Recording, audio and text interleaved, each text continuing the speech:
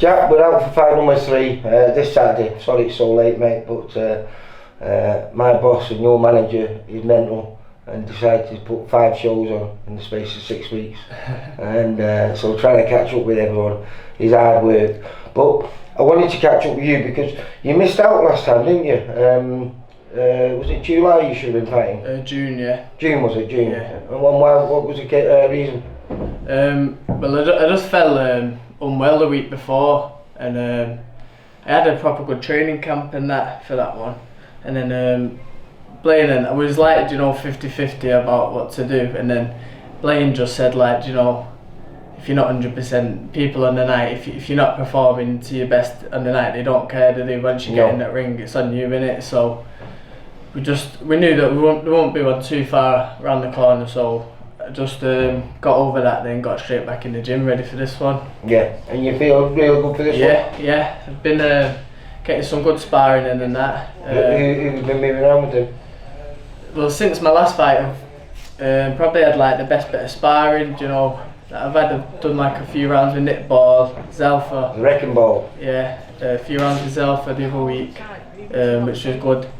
But like, if I'm mixing it with people like that in sparring, like, it's only going to bring me on, innit, at this stage of my career. So. Yeah, without a doubt. Both of those kids, quality kids, and both totally different from one another. So I presume that's brilliant for you to have that test of different styles, because Nick's small, built like a tank, and Zelfa's massive, but how he makes weight, I don't know. How he makes super featherweight, I don't know. He's massive, isn't he?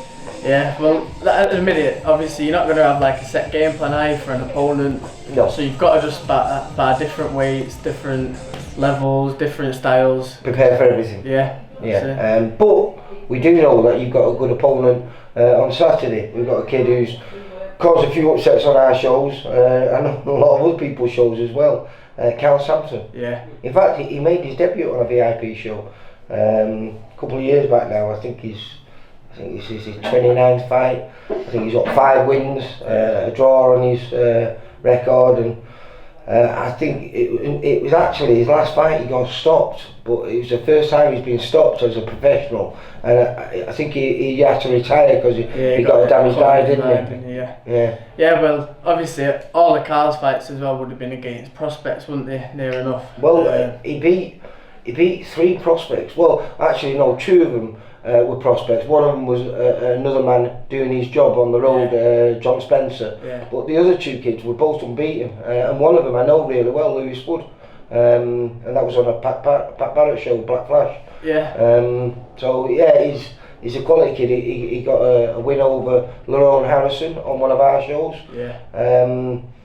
He's he's a really, really good boxer. He's got great feet on him. Very hard to land clean on. I think he's going to be a great test for you, mate. Yeah, it'd be good. And I've prepared for like the best version of him, so I think with people like that, you can't see him as the standard journeyman that's coming in. He's not. He's that next level journeyman, isn't he? That's it. But that's what you want. Like all my sparring and everything like that, it's all competitive sparring. So when you're going into a fight, then and it's just you punching at someone, it's different, isn't it? Like. Well, it is, but I mean, he's like progressed to that next level journeyman, because a lot of people are turning him down now, especially when he went on that. I think it was a space of 6 fights, and he got 4 wins on the road in the space of 6 fights. So people were turning him down, but no, he's a genuinely good test. Because he can fight all different ways, Yeah. But he has got very good feet on him, mate. Very hard to pin down, and he knows how to steal around from people. Yeah. Nah, well, it'd be a good experience for me as well.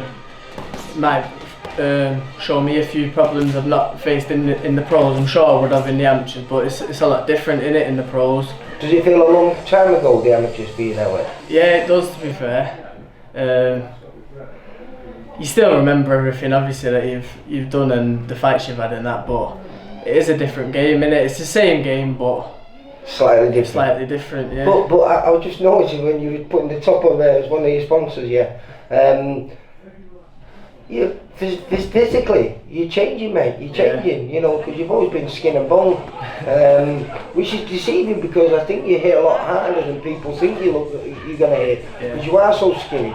But your shoulders are filling out now, mate. Nah, well, obviously I've been doing my SNCA now for the last 2 years, and over the next few years I'll start to see even more benefits of that water, and that's what you need in it. You know, if you're boxing 12 rounds, you've got to be able to keep someone off, haven't you, and hurt them and stuff like that. Yeah, you've got to get the respect, haven't you? Yeah, so stuff like that, being consistent with that over like a yearly basis, it's only going to improve me in it. So. Well, in your 2 previous fights, I think you surprised a lot of people, not people who know you like me, but you because of the way you look, you know, you look a bit like your friend, the choir boy, Dale Arrowsmith. You know, you don't really look like a fighter, but you certainly fight like a fighter, and you don't necessarily always fight the way they expect. You know, you are a lovely, clean, crisp boxer. Yeah.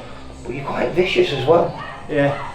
I think you've got to be able to do everything, haven't you? Like, because if you've just got one thing that you're good at, there's always something that someone can do to counteract that in the. But if I'm boxing and someone wants to pressure me and they think that's how they can beat me, I can then switch it up and fight with them to keep them off if it need be. So. Have you noticed much change from when your amateur days as you are now?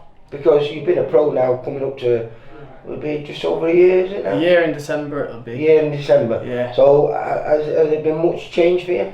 Yeah, well, certainly like my gas tank and that's a lot better. Like I get the 6 rounds out in the sparring easily now.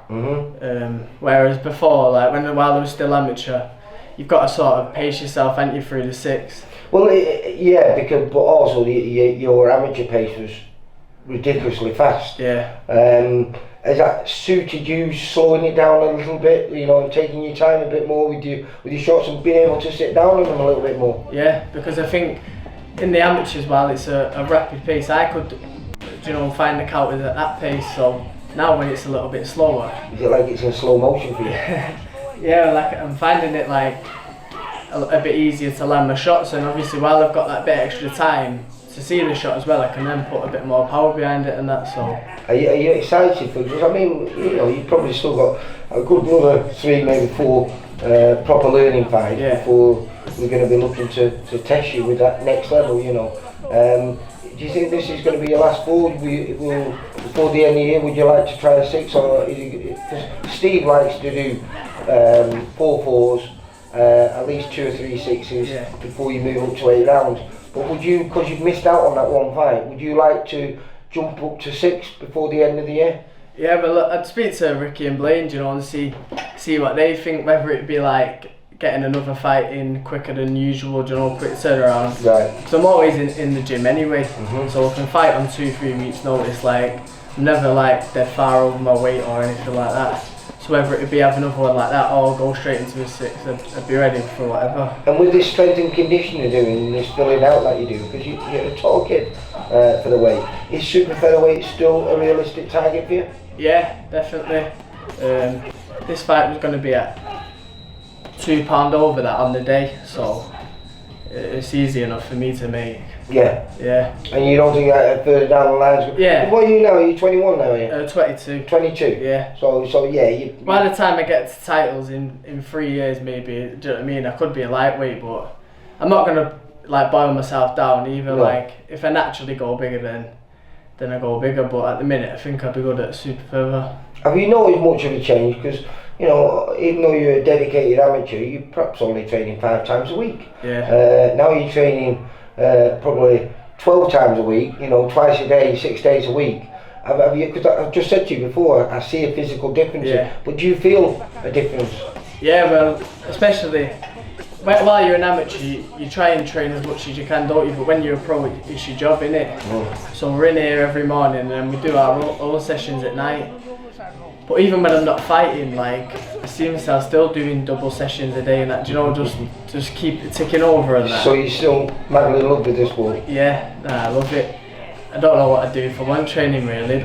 I plan my day around my training, do you know what I mean? So, yeah. And what about Bayern, what's happening? Because he keeps telling me he's having a little break from boxing, but I still keep seeing him in the gym. Yeah, he's still here training hard and that, isn't he? I reckon he should be back either before the end of the year or in the new year, I reckon, yeah. So it was only a little short break. Yeah. Right, well listen, I'm looking forward to seeing you on Saturday night. Hopefully someone's going to be talking to you and saying 3-0. Yeah. And in case anyone's not bought a ticket, we are going live again, mate. Yeah. So a few more eyes might get to see you. Nah, that'll be good for people that obviously that have come before and can't get down on Saturday. I'll put the link out and that on my Instagram when. Make sure they don't sign up to those silly ones. What try to get you to sign up and pay a £1 fee because they're cons. Yeah. All they need to do is if they subscribe to the YouTube channel, then they'll usually get sent a link when we go live. Yeah.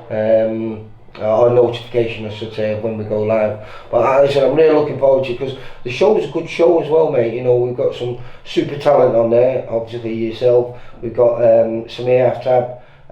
Young Amir Khan's cousin, Abdul Khan, and we've got a great top of the bill, a really good top of the bill with Dan Catlin faces VIP's Jack Kilgannon for the Central Area title, and I like it because I don't know who's going to win.